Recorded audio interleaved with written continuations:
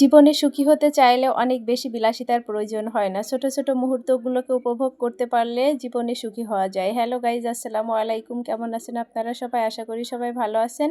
আলহামদুলিল্লাহ, আমিও আমার পরিবার নিয়ে ভালো আছি। এই তো প্রতিদিনের মতো রেডি হয়ে বেরিয়ে পড়তেছি মেয়েকে আনার উদ্দেশ্যে। আর আজকে স্কুলে ছোট একটা প্রোগ্রাম আছে।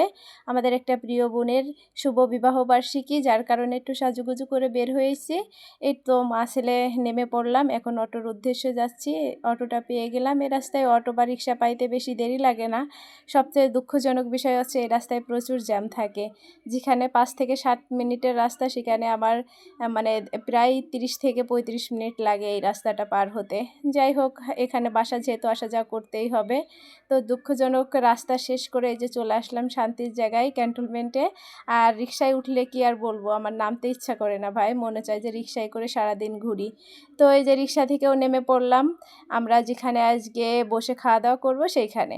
তো লেকপাড়ে ঠান্ডা একটা হাওয়া আসছে, আর এদিকে ভালোই লাগে হাঁটতে আমার। আর এদিকে আমার ছেলেটাকে নামিয়ে দিচ্ছি, সে একটু খেলা করছে। তাকে একটু ডাল পাতা এগুলো ছিঁড়ে দিচ্ছি। সে মনে হচ্ছে ঝাড়ু দিয়ে পুরো ক্যান্টনমেন্টটি পরিষ্কার করে ফেলবে, এরকম একটা ভাব। তো আমার ছেলে তার মনের সুখে ঝাড়ু দিচ্ছে, আর এদিকে আমরা অপেক্ষা করতেছি বাকি বোনগুলো এসে পৌঁছানোর জন্য। কিন্তু দুঃখজনক বিষয়, আজকে আসার কথা ছিল সবারই, কিন্তু সবাই এসে পৌঁছায়নি। আমরা যার মানে বিবাহবার্ষিকী ছিল সে বাদে আমরা ৩ জন এসে পৌঁছাইছি।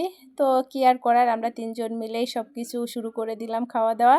তো আপু এই যে আমাদের জন্য একটা ইয়াম্মি কেক বানিয়ে নিয়ে আসছিল, সেটা যে কি মজা, তোমাদের যদি টেস্ট না করাইতে পারি তাহলে পরে কীভাবে তোমরা বুঝবা যে এটার টেস্টটা কত ছিল।